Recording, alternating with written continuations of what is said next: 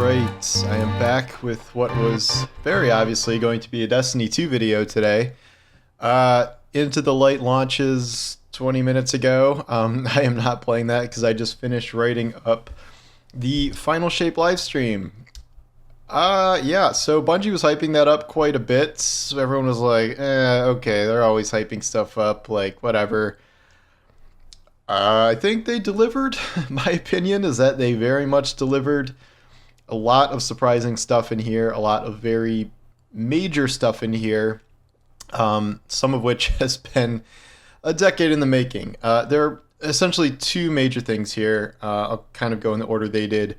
There's the new Prismatic Subclass, with the idea here being that we're Guardians, we've been using all these powers for 5 to 10 years, and we should be able to use more than one at a time. So that is the point of this power, where you can combine different melees, class abilities, well, they're all the same, almost the same class abilities, melees, grenades, supers, aspects, fragments. We don't know the exact kind of build-out system, but the point is like you can use all these different things together at once to create some sort of crazy, probably broken builds within this Prismatic subclass. They showed off a number of different examples you can do, and you're combining like Devour with Bleak Watcher, triggering it in like Strand melees and the your Solar Super. It's just all of these different effects sort of stacked on top of each other. And that led me to wonder, like, why would you ever use another power again? Why wouldn't you just use this? I guess the answer is, like, you can't go fully down, maybe the synergy rabbit hole you want to, because, with all the subclass word interactions and those kind of loops, and then, doing all one thing to be advantageous against a certain burn or something. If there's still a seasonal elemental artifact, all your powers benefit from that. That said, this seems like something that most people are going to be using for almost all of the Final Shape, even if it does not have, maybe the maximizing potential. This also leads into the next thing they revealed, which is the addition of exotic class items. And these seem to be mainly like they're going to be used for prismatic builds, but the idea is that it takes up your exotic slot, and it has 2 perk things it can combine that are pulled from other exotics, even other exotics on other classes potentially. These are random rolls. I don't know specifically how you're supposed to farm these. I'm sure there's a bunch of ways, but you're trying to get like a combination of 2 powers that amplifies your build. I think this exists because if you're doing a prismatic class with 2 or 3 different elements in it together, and you pick one exotic that works for one of those abilities at one point in time, that's a little lackluster, and that's kind of a huge disadvantage for the class. So you would pick one that combines 2 different elemental abilities, or something that, plays into your build specifically, even if it's not necessarily that. Maybe it's something just based on melee or grenades. We don't know the full list of powers, but the idea seems to be that this would be something that greatly benefits prismatic builds. I'm assuming you can use it with all builds. I don't think there are any restrictions on that. I don't think it's combining every exotic perk in the game, and I think some specific exotics will retain their exclusivity, although I do find myself wondering, if you pull an exotic power from one of those into the class item, like, I don't know why you'd ever use that specific item again, because you could just get that power plus something else. I don't know. I guess we'll see.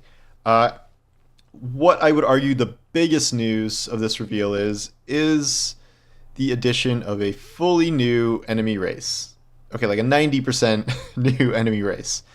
This is the Dread, and this is sort of what I've been yelling about for a long time. Not just the, idea of a new enemy race conceptually, but like when they revealed these like 2 mini Tormentor things, I'm like, you're already like halfway there to building a new race. Like, why didn't you just build a new race in the first place? And like, why didn't these things come out of the pyramids? Why couldn't this been the race?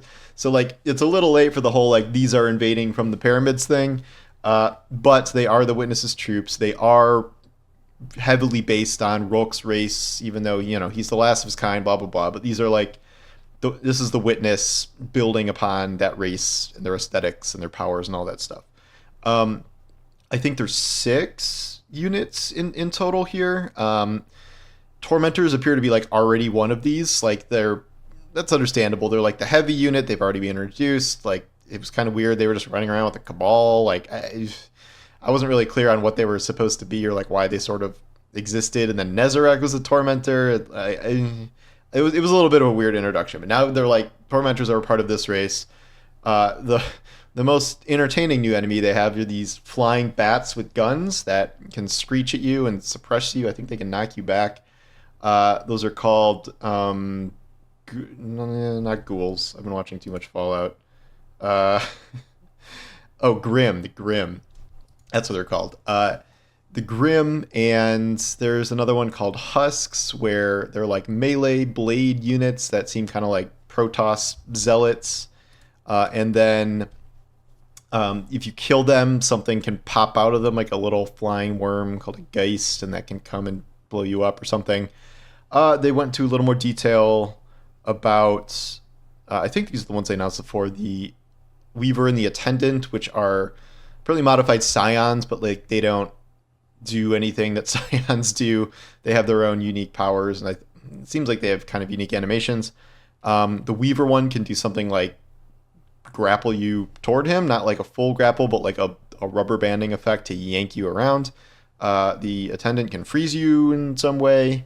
Then I think there's like mini versions of these that have stasis and strand powers. I can't remember if those two are the ones that were introduced before, or these ones with the more involved powers are the ones. I think it may have been the mini units, but those mini units just seem like maybe more generic soldiers now. I'm not sure, but there's 6 types in all, and I think most races started out with about 6 types of enemies, so that's a good foundation. And then a lot of these things have added new enemy types in time.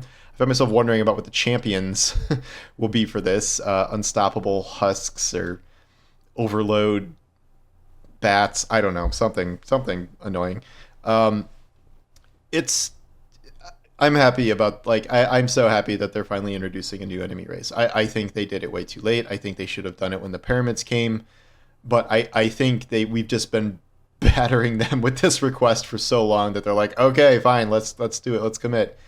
As I said on Twitter, like, I heard a long time ago when the first Final Shape preview went up, and it was just like, oh, okay, one class gets one new subclass power for one element, and there's 2 little new stasis and strand tormentors, and like that doesn't really seem like a big final expansion type of thing. Like, everyone was expecting a new subclass, everyone was hoping for a new enemy race. And I was told that, like, okay, well, given this pretty long delay, like, what else do you think we can build in that time? Like, implying they were working on larger things, even if that was not initially presented. I didn't know what they were until today. I didn't dig any further than that. But yeah, this is it. So Prismatic, even though it's not a new red subclass or whatever, not a fully new one, it's probably more interesting than just another element or whatever subclass would have been, just because of the sheer amount of crazy ass combinations and builds you're going to be able to make. And Bungie doesn't really seem to care if it breaks the game. I think they're just like, screw it. You can do whatever you want. I'm reminded that this opened with Luke Smith saying that, like, this isn't the future of Destiny 2, or this isn't the end of Destiny 2, this isn't the end of Destiny, and like, we're talking about more to come. They didn't really go into what was coming after that. I'm a little confused about that. I guess the enemy race will stick around. Maybe, I guess, Prismatic will stick around. I don't know. But no expansion announcements or anything. And then the enemy race, it's a little cheating. The Tormentor already existed, and 2 of the units are based on Scions, sort of. But I'm going to count it. It counts. So I respect that they really pushed hard to get an actually new race out, even if this was not maybe the initial plan. I don't think they were planning.